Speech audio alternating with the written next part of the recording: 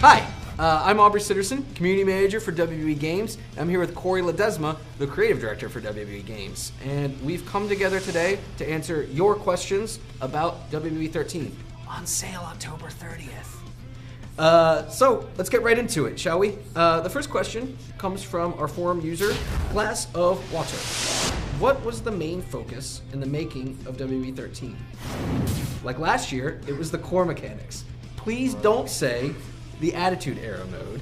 Was the focus mainly on improving upon what was done with WWE 12? Cory. That's a good question. Last year, definitely for WWE 12, was a focus on this new engine overhaul. I mean, it's such a big, large change that it does require a great amount of effort and focus on that. This year, I wouldn't say we have one giant focus that's all-encompassing. Everything is, directed towards that. We actually look at the individual pieces of the game. You have gameplay, which is a huge part, and they talked about, please tell me that next year, 13, you're still focusing on gameplay. Absolutely. We have the story mode, which is our Attitude Era campaign this year. We have the creation modes, we have online. So we don't just focus on one thing. Last year was kind of a special situation because it was the new engine. But we look at each individual area and see how we can improve them, how we can make them better, how we can add new features. So they mentioned Attitude Era, please. That's definitely not the whole focus of the game. It's still a current WWE game, it's a simulation game, so we didn't want that to be overshadowed in any way. It still has a full current roster. Gameplay is still a huge focus. So that's still alive and well in there. But our single player campaign, it's all about the Attitude Era, nice. Which is really cool. And I think fans are really going to dig it, whether you're fans back then or not. I think the hardcore fans that maybe watched back then will definitely appreciate that. We'll have that nostalgia there, that they can relive those moments.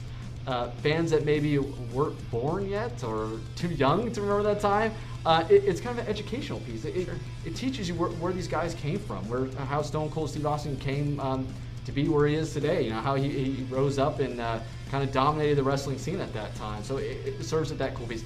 It's also a casual play too. Maybe you haven't played a game since N64 No Mercy, and it was the Attitude Era back then, and it's you want to relive that experience. You can do that in WWE 13. So I think it plays in a lot of cool different dynamics there. Cool. But it's not just the Attitude Era. It's not just the Attitude Era. I mean, we focus on everything, and we'll talk about the gameplay side. We'll talk about all the other sides. I know I just rambled on about the Attitude Era. I promise it's not all about that, but we focus on everything. We don't want any game area to be neglected. Cool. Another question for you. How are you? I'm good. Good. All right. Good. We're busy. We're in crunch mode right now, so we're working 14-hour days. Staring at our computer or the TV screen for that long, it's a little, your eyes are bleeding. And just so you know, I'm not complaining because I'm talking about playing WWE 13 all day. It's not that bad. I watch him. I've seen it. I've seen it happen. We're doing good. That was an Aubrey question. That wasn't a forum question. They do not care how you are. I know they don't. I hear all about it. I'll tell you what Monkey Wool cares about, though. Attitude Era. You can ramble some more about the Attitude Era. Because he asks, why, oh why, the Attitude Era? It does not say that. There are that 3 many OYs in there? Wow, I can't believe 3 OYs. There are 3 OYs, and then there are 4 Ys. And Monkey Wool asks, how will you make that work in a PG environment? Oh, that's a good question. That's a really good question. I know fans are, I'd say, a little worried about that because they know the Attitude Era was a lot edgier. It was a raunchy, there's some raunchy storylines in there, and it got a little crazy. We won't. Do you have a favorite raunchy storyline? I do, but I got to keep it PG. Okay. Right to censor, folks. No, we were very mindful of that. We wanted to make sure that we didn't really just make it all PG back then. That's not what it was, edgy, man. So we got to have that in the game. And now we don't go crazy. We don't really push the limits. We're gonna find a happy medium, happy zone in that area. It's not gonna be rated R. It's not gonna be PG. So it's gonna be somewhere in between. We find a good place for that, and I think fans will be happy about that. And really, the major storylines that we cover, they don't really talk about a lot of the super raunchy storylines in there. I mean, we're talking about Stone Cold Steve Austin, The Undertaker, and what was going on with them. And we still have Austin's middle fingers in there. We still, they're blurred, but they're in there. And so we find a happy medium. I think fans will be happy. Cool. I'll just wrap it up with that. Sort of tying in with that and sort of the difficulties in covering a very non-PG era in a PG era. In Your House asks, has blood been improved in any ways? Is it still turned off by default? It's still turned off by default. The blood's still in the game, though. That's the great news. We haven't taken it out, and it plays a role in the Attitude Era single-player campaign, actually, which is cool. You'll actually get a different experience whether you have it on or off. So I encourage you to play it both ways, on or off, and you get some different scenes in there, which is cool. But we haven't really spent a whole lot of time improving it. It's still in there. The blood still drips on the mat, and it looks great on the face, I thought. And it still rubs off on fists and on weapons, on chairs. You do a chair strike to a guy's all bloody, you'll see the blood on the chair. So it's still in there. It looks great. We haven't done anything crazy with it, but yeah, cool. Fans will still be happy to hear it's in. Nice. Another question. This question comes from Anthony1233, and I'm assuming this is a guy. Anthony, that's a good. We live in the '90s. Who knows? Your name's Aubrey, so that's it. Your name's Cory. That's right. The world's turned upside down. Nobody knows what's going on anymore. So Anthony, she asks, will WCW arenas still be featured in the game?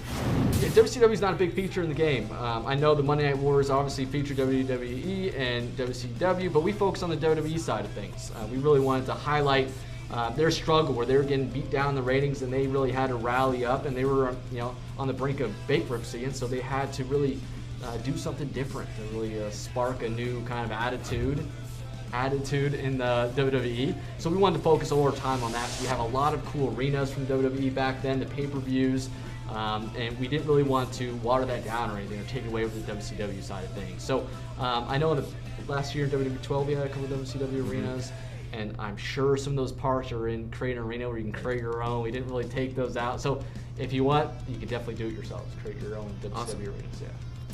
So our next question comes from our forum user Cyber Ocelot, who I also want to issue a big fat congratulations to. He's one of our new moderators. Nice, yeah, I see him all the time on there. He's very active, and he knows a lot about the games. Loves to chat about them. He's got some really good questions for us. Okay. The first one is about the pin system. Right. He and some other folks have noticed you guys online talking about how it's been changed a little bit. And he's wondering what exactly those tweaks were. Right, we're keeping the same basic minigame from last year, but we did make some really key critical improvements. The first one's a big one, where the meter now, the target zone in which you have to stop the meter, failed to kick out, it's depending not only on damage, which it has in the past, but also the move preceding your pin.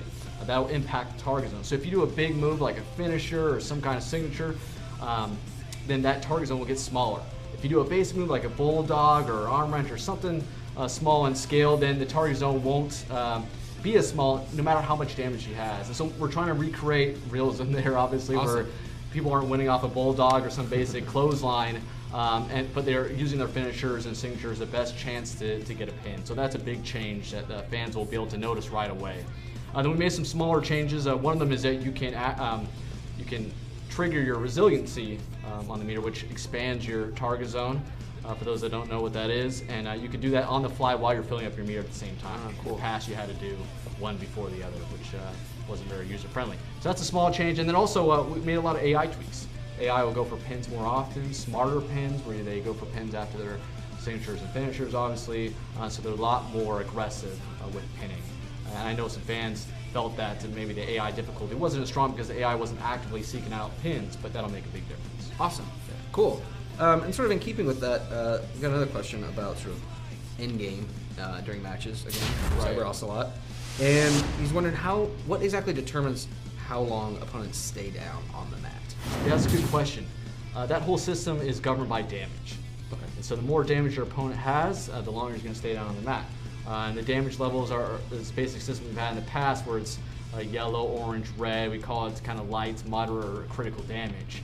And as you gain that damage, it really determines how long you'll stay down. The change we made for WWE 13, which is a cool change, is that now big moves will kind of override that system and force you to stay down a little bit longer because of the impact of the move. So I'm talking about finishers or signatures or attacks off the ladder or superplex. These kind of big moves will actually kind of override the system and force you to stay down a little bit longer. So even if you hit a finisher at the beginning of the match, it won't be that same system where he doesn't have a lot of damage, it'll pop right back up. It'll actually tweak so he stays down longer. Cool. Which I know has kind of been a criticism in the past, so I think fans will be really happy to hear about that change. Awesome. Our next question comes from Elite1.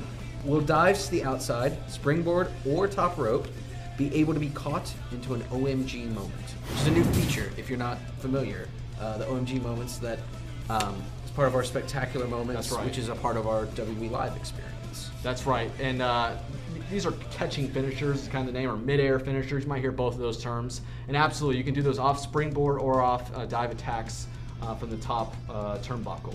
The only situation that you can catch into a finisher is, I believe, running dive attacks from inside the ring to the outside of the ring.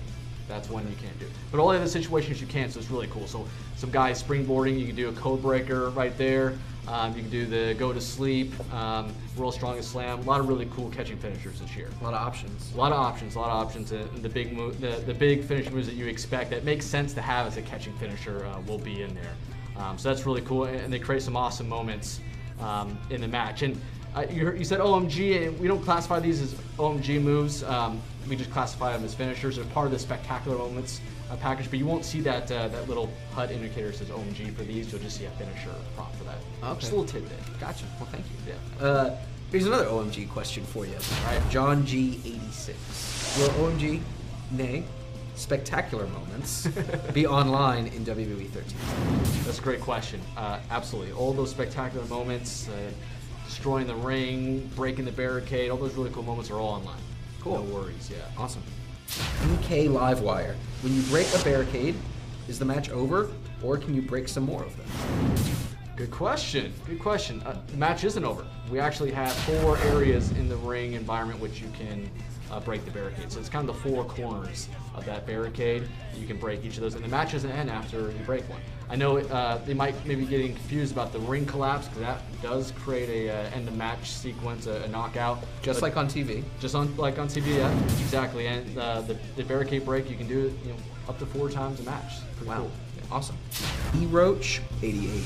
Are there any long-term plans for having 8 wrestlers in one match? I see this a lot. I actually see 10 or 12. It gets a little crazy. I'm gunning for 16. That's me. You're gonna give me a lot of trouble. That's me. I don't know. Everyone's gonna hit him up for 16.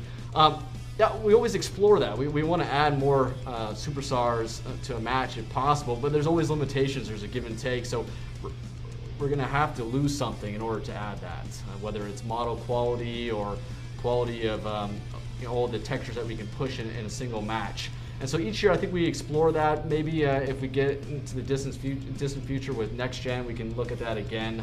But there's going to be some concessions. We might not have as big a roster if we have up to 8 guys in the ring. And the reason why is because we might need to make a high quality model for one-on-one matches and a lower quality model, because we can't have 8 high quality models in one match. Lower quality model for which means we have to do double the work possibly, which means we can't get as much done. Those are the kind of things we weigh with these decisions, and so I think each year we visit it. Obviously, so these decisions aren't arbitrary. These are no, it's not. You don't just have a thing against 4-on-4 matches, right. do you? Because that's what I've heard. Places. 6 isn't my favorite number or anything like that. Okay. Yeah. What is your favorite number? 13. 13. Okay. There you go. Glass of water. Setting number of stored finishers before the match is something new I heard of. And tell us about that in detail, please. Yes, you can select how many finishers you start with the match. It's pretty awesome, actually. You can select 1, 2, 3, or infinity as your options, or none, of course. So you have those options, and it changes the game in a lot of ways when you set up new matches. Obviously, you can use it as a handicap where you're feeling pretty confident in the game. I can give you a couple finishers to start off. I wouldn't need them. You can do that with the AI. It's fun to have infinity versus infinity, and you guys are just hitting finishers all over the place. That's always fun.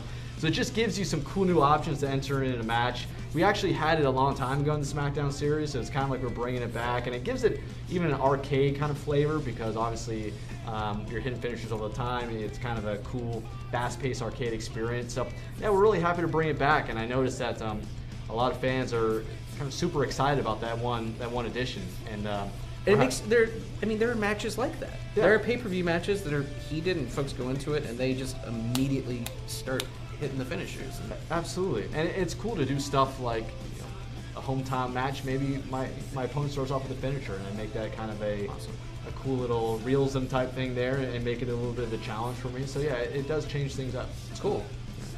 Animals 07. Has hit detection been improved, such as on moves and springboards? I love this question, and I love it because been a big focus of ours, really improving that this year. We saw some frustrations with moves not connecting well, and so we really wanted to prove that. We feel like when you miss a move like that, it's really disappointing. It's obviously a big disadvantage in the match. We always want to have those moves sync up and connect. So we spent a lot of time on that, improving diving attacks. Diving attacks hit a lot better. Springboard attacks hit much better. So those are two big areas. We've also added contextual animations, and what those are, there's situations in which maybe you have your back towards me and I'm fighting in the ring and I do a running attack on you. It might be a clothesline. Those moves wouldn't sync up, so a lot of times odd things would happen because who does a clothesline from behind if the clothesline is meant for you standing in front of me? So we've done stuff like now you'll do a running drop kick or something like that instead. So these contextual animations will actually take over and play in appropriate situations. Awesome. Which make hit detection a lot better because people might have had problems with certain moves connecting because they were in different states that weren't supposed to connect. So that's another big improvement. So we really spent a lot of time making sure that these moves are connecting and hitting properly, and so I think people are going to be really satisfied with how that's feeling out in the game. Now, this is a question it's not on the list. This is an Aubrey question. Because we use a lot of terms when we're talking about our games, but I'm not sure if everybody fully understands the difference. The difference between the terms, right. When you say hit detection, what exactly does that refer to? Is it any time that two wrestlers sort of touch and interact? Yeah, I know exactly what you're talking about. I think the terms are hit detection and collision. They get kind of confused. In hit detection, we're just talking about how the moves connect and how they sync up. And collision, we're talking about interpenetration when maybe arms clip through each other, the hair goes through something. Those are what we call collision issues. I see. And so when you're talking about a move not connecting properly, like you do a diving attack and it looked like it should have hit perfectly and something strange happened, right. That's all hit detection. I see. And if you see something like, there's a fat guy and his arm's going through or something like that, that's collision. So those are the difference between the terms. Gotcha. But I'm glad you brought that up because there's a lot of confusion about that. So would you say that hit detection deals with gameplay, where collision is more of an aesthetic issue? Absolutely. Gotcha. Absolutely right. Hit detection is all gameplay, and collision is just how it looks. Perfect. Okay. So we've got one more question. If you've been counting the official questions, this is number 13. All right. Nice. Which makes sense. The last one also comes from Cyber Ocelot. This one's about weight detection. So a smaller guy can't do certain moves to a larger guy. That's right. And he wonders how exactly this works. Right, WWE 12, that was the issue. A small guy could do a lifting move. We call them lifting moves, and he moves that lift him over his head to the bigger guy, and obviously that doesn't look good or make sense. And so we did want to add a weight detection system. We wanted to make sure it was a system that was fair, wasn't frustrating, didn't change your move set drastically. And those are kind of the factors we played into adding a weight detection system because it's been done in a couple different ways. And so what we do now is that whenever there's a situation in which a small guy does have a lifting move in his moveset and he's about to lift a big guy, we have a move swap that happens dynamically, and so he'll play a non-lifting move. Cool. And it isn't just one move. I mean, we have up to 16 different categories for all the different states that you're in, so 16 different positions. And you can go into create a moveset and assign what non-lifting move you want to have for that sub moveset. So there is some customization going on there, and there is more than one move. It is only one move per category or per position, but there's up to 16 positions, so you do have some. So to clarify, if you're playing Big Show and I'm playing anyone who's not as big as Big Show, right? Who hasn't been announced. Exactly. I caught myself. If you're playing Big Show and I'm playing a smaller guy, and we're facing each other, and I go to do a lifting move, that's one position. There's one move linked to that specific There's position. another position if I grab you from behind you, or if there's another situation whether it's in the turnbuckle. A lot of different positions. We have 16 different positions in which you can swap out a move there. Awesome. Yeah. Cool.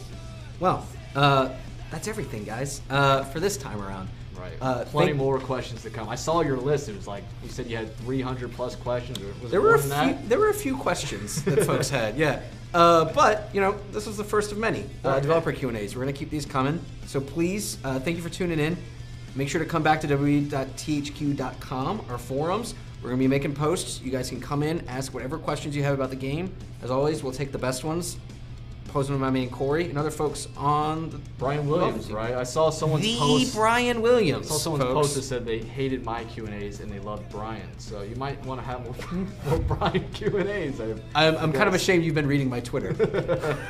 Nice, that was you. But Yeah, thank you, Cory, for taking the time. I appreciate it. As always, you can find us online at wwe.thq.com, on Twitter at WWE Games, and on Facebook at facebook.com/WWE Games. Keep the questions coming, and yeah, get excited. WWE 13, October 30th. Don't go trick-or-treating.